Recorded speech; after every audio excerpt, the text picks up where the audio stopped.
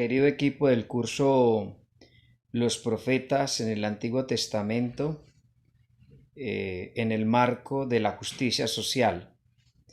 En este último encuentro del curso bíblico, quiero dejarles un aporte importante acerca de cómo leer a los profetas. Nos vamos a basar en un video que ustedes ya conocían y voy a ir explicando cada uno de los aspectos fundamentales de los profetas. Es importante que quede para nosotros en este curso la intención y el compromiso de seguir leyendo a los profetas, pero leer a los profetas con unos elementos fundamentales que tiene que ver mucho con el lenguaje literario, que tiene que ver mucho con el contexto histórico y que tiene que ver mucho también con el género propio de los profetas. Vamos entonces a ir avanzando en este día, en este curso, en esta última sesión, y voy explicando cada uno de los aspectos que vamos encontrando. Estos libros, es probable que te hayas perdido en su densa poesía y sus imágenes extrañas. Pero estos libros son súper importantes para entender la historia bíblica completa. Hablemos sobre cómo leer los profetas.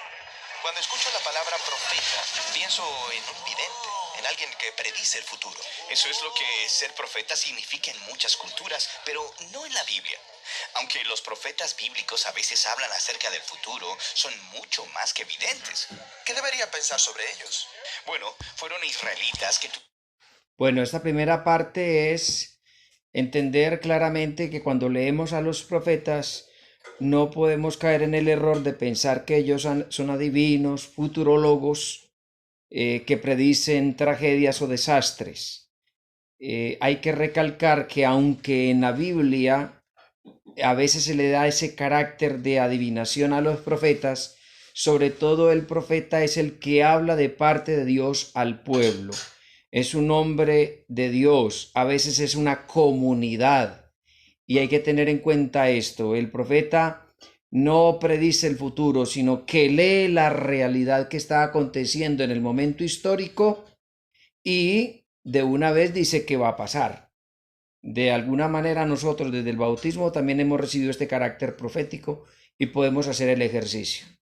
Pero para eso hay que pedirle a Dios una gracia y es la de saber leer los signos de los tiempos, leer lo que está pasando, lo que está aconteciendo.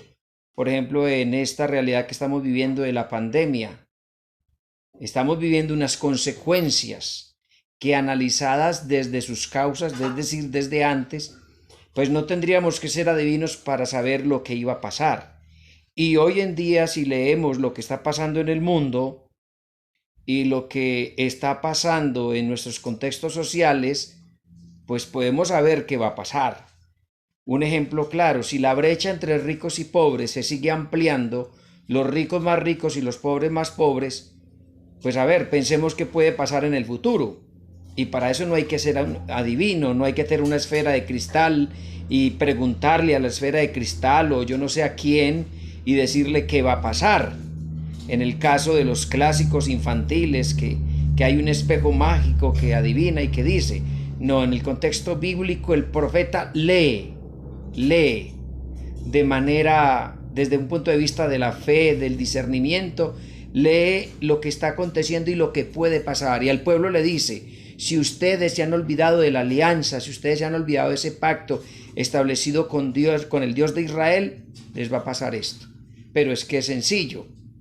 Bueno, digo yo, sencillo. Sencillamente cuando uno ve que una realidad no se analiza profundamente, pues las consecuencias van a ser negativas. Avancemos. Tuvieron un encuentro radical con la presencia de Dios y fueron comisionados para ir y hablar en nombre de Dios. Como un representante. Sí, ¿y qué era lo que más les importaba? La alianza mutua que existía entre Dios y los israelitas. Sí, la alianza. Dios rescató a Israel de la esclavitud en Egipto y los invitó a convertirse en una nación de justicia y de generosidad que representaría su carácter ante las naciones. Y entonces, Otro aspecto bien importante para leer a los profetas es tener en cuenta que uno de los elementos fundamentales de la historia de la salvación, de la historia del pueblo de Israel, es la alianza. Es la alianza establecida en el monte Sinaí a través de Moisés. Una alianza que se puede resumir en estos términos: ustedes serán mi pueblo y yo seré su Dios. Les entrego la ley para que ustedes sean fieles a lo que he establecido con ustedes. Yo estaré con ustedes como el Señor de la historia, como el poderoso, como el vencedor de sus enemigos. Y los profetas aparecen precisamente en un contexto donde el pueblo de Israel, sus líderes, sus sacerdotes, sus gobernantes, sus reyes se han olvidado de esa alianza, han quebrantado esa alianza, han sido infieles, y por eso entonces el profeta es llamado por Dios para ser como esa voz de Dios que les dice: mire, ustedes han olvidado la alianza, el pacto establecido con ustedes. ¿Sí? Entonces, estos profetas son llamados por Dios en diferentes contextos, en las cortes, en el ambiente campesino, en el ambiente sacerdotal, religioso. Entonces, tener en cuenta este elemento importante. El profeta surge sencillamente porque el pueblo de Israel se ha olvidado de su alianza, se ha olvidado del pacto establecido con Dios. La alianza requeriría que todos los israelitas entregaran su confianza y lealtad solamente a Dios. En la Biblia, esta alianza se llama el pacto. Pero los líderes, los sacerdotes, los reyes, desviaron a Israel y quebrantaron el pacto. Así que aquí es donde los profetas llegaron para recordar a Israel de su papel en la alianza, y lo hicieron de tres maneras. Primero, acusaban Bueno, vamos a ver esas tres maneras y que ustedes lo van a encontrar constantemente en los profetas. Y es la manera de actuar de los profetas frente al quebrantamiento de la alianza. Es bueno tener en cuenta que una palabra muy típica, muy mencionada del Antiguo Testamento, que es el zikaron, es la memoria, el memorial. Siempre vamos a encontrar en la historia del pueblo de Israel que aparecen líderes, que aparecen enviados de Dios para hacernos recordar. Y esa misma palabra en una etimología latina tiene una profundidad muy grande. Recordar, ¿sí? Recordis es la raíz de corazón, ¿sí? Cordis, corazón, cort, corazón. Y es ahí donde nosotros vamos a entender también la importancia de que el recordar no es simplemente traer a la memoria, sino recordar el amor de Dios en el corazón, recordar cómo Dios ha sido fiel a su pueblo, recordar lo que Dios nos pide para que seamos felices, para que su plan de salvación se lleve a cabo. Eso es bien importante que nosotros lo tengamos en cuenta. Y los profetas vienen a recordar eso, a hacernos caer en la cuenta de. Por algo Jesús también ya en el Nuevo Testamento nos va a dejar, digamos así, como su testamento, como su herencia, a través de un memorial, ¿sí? El memorial de su cuerpo y de su sangre, la Eucaristía. Y por eso van a decir: hagan esto en memoria mía. Eso es un aspecto muy importante en la espiritualidad bíblica, en la teología bíblica, es el memorial.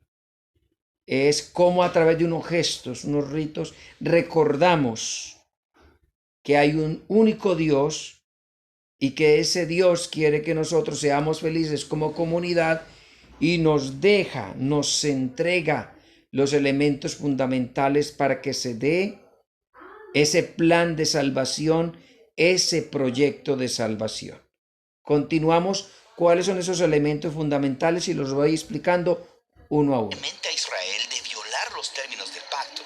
Los cargos usualmente incluían idolatría, alianzas con otras naciones y sus dioses, y el permitir injusticia en contra del pobre. Entonces, son como abogados del pacto. Sí. Entonces, en segundo lugar, los profetas llamaban a Israel. Entonces, la primera parte que usa el profeta para cuando ustedes lean los profetas, yo sé que algunos ya lo han hecho y lo han hecho muy juiciosos, es que van a encontrar una primera parte que se llama la acusación. Es decir, el profeta habla de parte de Dios y acusa a los líderes, a los ricos, a los poderosos, a los reyes. Les acusa de quebrantar la ley, de establecer alianzas con pueblos vecinos, pero precisamente no alianzas para el progreso, sino alianzas para entrar en la idolatría, alianzas en las que se establecen acuerdos económicos, pero se olvidan de los pobres, se olvidan de los más necesitados. Algo parecido con nuestra realidad. Establecemos acuerdos económicos, la famosa apertura económica, los sistemas neoliberales de economía, pero encontramos que en esas alianzas que establecen nuestros gobiernos, nuestros sistemas políticos y de desarrollo, no tienen en cuenta precisamente a los más necesitados, sino que en esas alianzas se favorecen a los más ricos. Es decir, en este sentido, el profeta se entiende como un abogado, ¿sí? Como un abogado que acusa a aquellos líderes, como que los demanda, porque no están haciendo lo que Dios quiere, ¿sí? En ese sentido, preguntémonos, bueno, ¿yo cómo soy profeta? Obvio que la acusación tiene que estar basada en evidencias, y el profeta acusaba basado en evidencias, porque veía cómo los reyes, cómo los gobernantes, cómo los ricos, ¿sí? Malgastaban el dinero, o explotaban al pobre, o le daban mal salario, le pagaban mal salario, o los explotaban al máximo en el trabajo y no remuneraban equitativamente esos salarios. Entonces eso es importante, es una primera parte que usa el profeta, la acusación. Eso es bien importante. A veces nos da miedo acusar, a veces nos da miedo informar, a veces nos da miedo demandar. Y por eso se siguen dando este tipo de injusticias, porque nos callamos. Como decía por ahí algunos, somos perros mudos, ¿sí? Y nos callamos frente a las injusticias, y por eso se siguen dando las injusticias. Hay dos maneras de callar. Una es simplemente hacernos indiferentes, ¿sí? Y simplemente eso a mí no me importa. Y la otra simplemente es pasivamente seguir eligiendo a los mismos que sabemos que favorecen a los más ricos, a los más poderosos y se olvidan de los pobres. Continuemos. Arrepentirse, lo que simplemente significa dar la vuelta. Ellos hablaban de la justicia de Dios para perdonarlos si simplemente confesaban y cambiaban su camino. Pero Israel y sus líderes no cambiaron. Las cosas fueron de mal en peor. Y entonces, eso... Una segunda parte que usa el profeta es la invitación al arrepentimiento, la invitación a la conversión. Miremos un ejemplo sencillo, el profeta Jonás. Recuerden que Dios envía al profeta Jonás a la ciudad de Nínive y le dice, Nínive, si no te arrepientes, dentro de 3 días serás destruida. Siempre el profeta está invitando al arrepentimiento. En el Nuevo Testamento lo irá a hacer Juan el Bautista, el mismo Jesús también lo irá a hacer, la invitación a la conversión de los pecados, la invitación al arrepentimiento. Eso es bien importante porque la acusación simplemente no la hace el profeta por hacerla, sino que esa acusación es simplemente como un martillo que está golpeando constantemente la conciencia para decir, mírate, realmente no estás actuando como Dios te pide, ¿sí? Entonces es la invitación constante que Dios hace al arrepentimiento, a la conversión, a cambiar los modos de actuar, es decir, a vivir una vida en justicia, una vida en relación con el Dios que ha sido fiel y con los hermanos que necesitan de ese líder, de ese gobernante, de ese rey. Y por eso esa acusación viene a ser como ese juicio. ¿Se acuerda que en algún momento yo les preguntaba, bueno, cuál es la diferencia entre justicia y juicio? ¿Sí? Y el juicio no simplemente es entendido como condena, sino como el llamado a cambiar de conducta, a cambiar de pensamiento, a cambiar de corazón, ¿sí? Para andar en justicia, es decir, para andar en esa relación fiel con Dios, con lo que Él nos pide, con su voluntad y con el prójimo, diría yo, y con la naturaleza, con el entorno, con esta casa común. Estamos en deuda de justicia con nuestra naturaleza y eso nos hemos dado cuenta ahorita en esta pandemia. Estamos en una deuda grande con nuestra naturaleza, ¿sí? Y este esfuerzo que diríamos casi obligado, pues ha favorecido a la tierra, a nuestros ecosistemas. Pero ¿será que lo estamos haciendo a conciencia? ¿Lo estamos haciendo como un acto de verdadero arrepentimiento y conversión? Recuerden que la palabra conversión en el Nuevo Testamento significa metanoia. Es decir, metanoia significa cambio de mente, cambio de pensamiento. ¿Será que estamos cambiando el pensamiento frente a lo que está sucediendo hoy? ¿Cómo va a ser nuestro pensamiento después de que superemos esta pandemia? ¿Seguiremos pensando lo mismo? ¿Seguiremos como los animales que salían, las vacas que salían cuando el pueblo fue liberado de Egipto, que miraban hacia atrás? ¿Sí? ¿Y será que vamos a volver otra vez a lo mismo? ¿Será que esto no nos va a llevar a un verdadero cambio de pensamiento, de actitudes concretas? Veámoslo. Nos lleva a la tercera manera en que los profetas enfatizaron el pacto. Ellos anunciaban las consecuencias de quebrantarlo, lo que llamaban el día del Señor. Ah, sí, el Apocalipsis, visiones del fin del... Bueno, algo así. Los profetas estaban interesados principalmente en cómo Dios traería su justicia sobre la corrupción de Israel y de las naciones violentas a su alrededor. Y mientras explicaban estos eventos locales, ellos frecuentemente utilizaban imágenes cósmicas. ¿Imágenes cósmicas? Sí, como Jeremías. Miren, esto es bien importante que nosotros lo entendamos. Hemos hablado de tres maneras cómo actúa el profeta y cómo da su mensaje. Acusación, luego la invitación al arrepentimiento y luego las consecuencias de no atender a las acusaciones de Dios, de la invitación al arrepentimiento. Entonces viene lo que ellos llaman el día del Señor. Algunos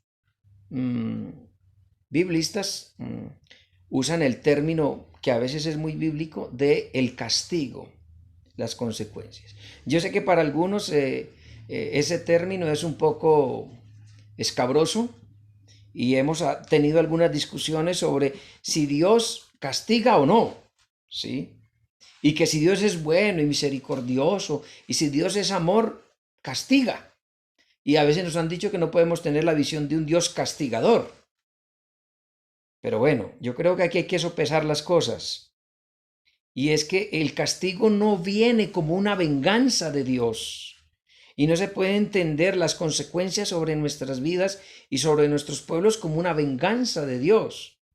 No, el castigo viene como consecuencia de nuestros mismos actos. ¿Sí? Todas las consecuencias del pecado, la muerte, la enfermedad, las estructuras de injusticia que vivimos en el mundo, no es porque Dios las envíe, es porque nosotros hacemos mal uso de nuestra libertad, rompemos con el pacto establecido con Dios y esas mismas consecuencias vienen sobre nosotros. Pensemos en una nación tan poderosa como los Estados Unidos, ¿sí? Uno de los grandes consumidores y contaminantes del mundo.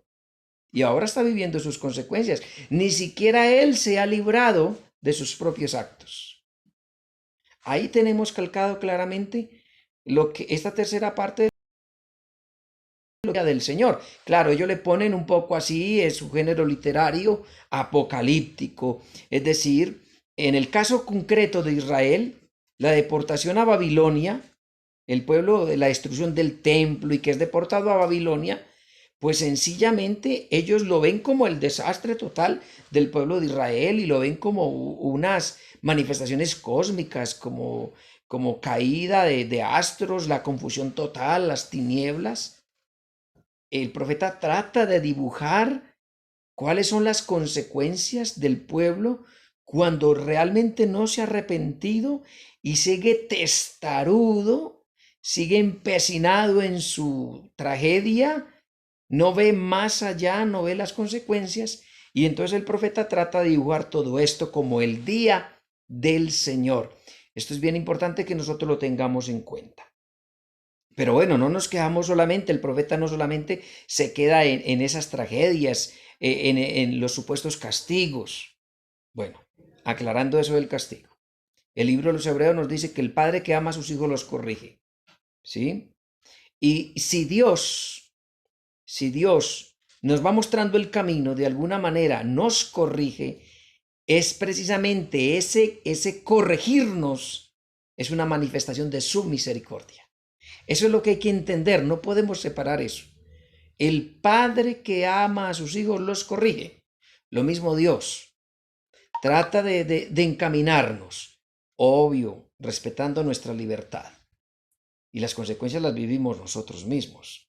Entonces hay que tener en cuenta esto, que la corrección del Señor es con amor. La corrección del Señor la hace desde su misericordia. Bueno, si quieren decirlo sin miedo, el castigo del Señor se hace desde su misericordia. ¿Sí?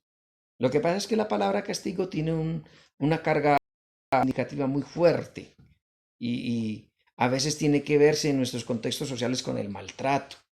No, esa no es la manera de actuar de Dios. Pero Dios, claro, que sí nos corrige. Y por eso los profetas hablan del día del Señor, ¿sí? Y cómo se viven las consecuencias de no acatar, de romper, de ser infieles al pacto, ¿sí? Sin embargo, Dios sigue amando a su pueblo.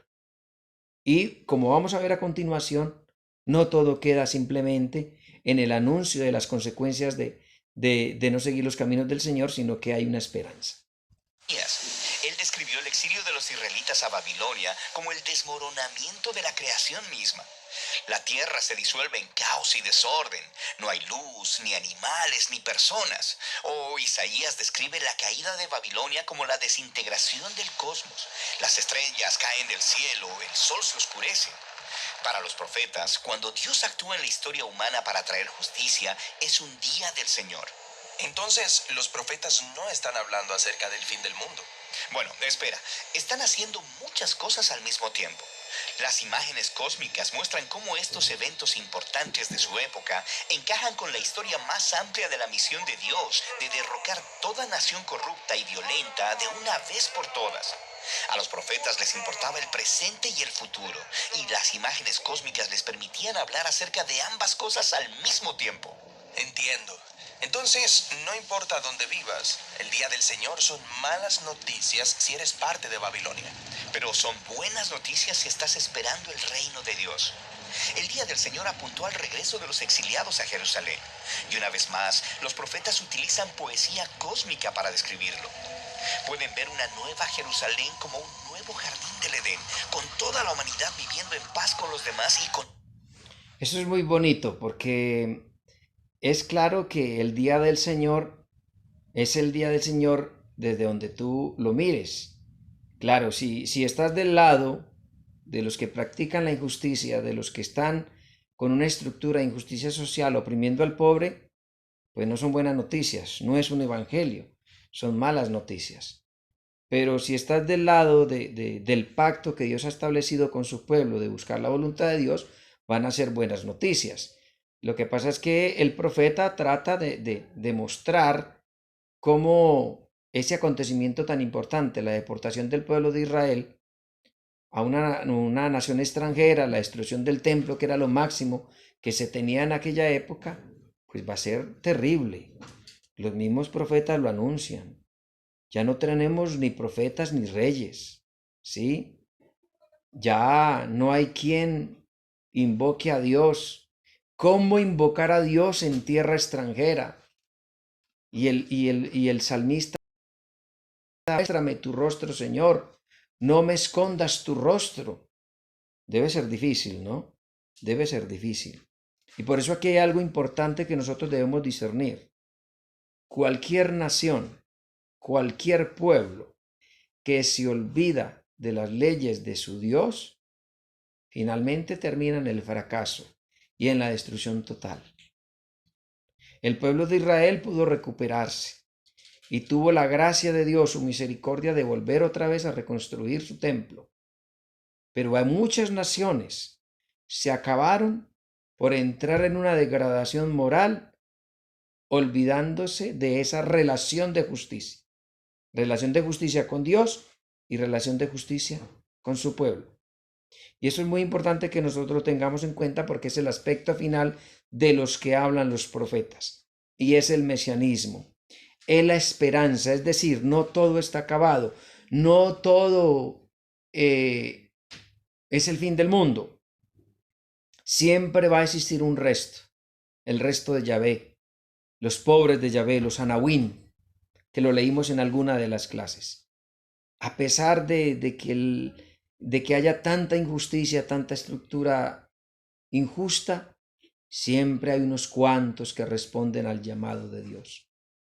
Pidámosle a Dios que ojalá estemos en ese grupo de los Anahuín, de los pobres de Yahvé, que todavía le respondemos al Señor y que luchamos para que en el mundo no existan estas estructuras de injusticia social que nos han llevado a consecuencias tan terribles como las que estamos viendo ahorita.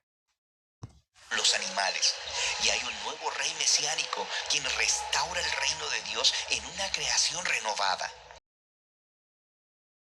Esos son los tres temas en los profetas. Estos profetas debieron haber sido oradores muy poderosos y persuasivos. Bueno, algunos lo fueron, pero otros vivieron al margen. Frecuentemente realizaron actuaciones extrañas y simbólicas en público para comunicar su mensaje, como cuando Ezequiel se acostó sobre la tierra y construyó un modelo de Jerusalén siendo atacado por Babilonia, o cuando Isaías caminó desnudo durante 3 años como símbolo de la humillación del exilio. ¿Y las personas les pusieron atención? No mucho. Las historias en estos libros muestran cómo los profetas eran un grupo minoritario, en su mayoría rechazados por los líderes.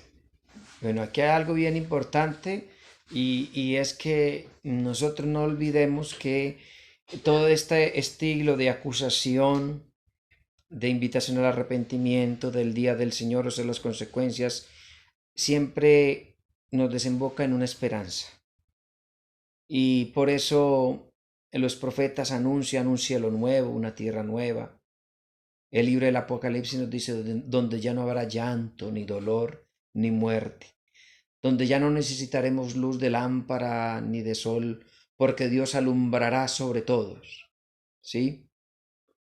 Es ese deseo constante, esa inquietud del corazón de la que habla San Agustín y dice, Señor, mi corazón no descansará hasta que descanse en ti. Mi corazón no encontrará reposo hasta que descanse en ti. El ansia de algo más pleno que buscamos todos los seres humanos y que en definitiva no encontramos en esta tierra. Y por eso seguimos luchando. Pero la actitud del profeta no siempre va a ser bien acogida. El profeta va a ser rechazado.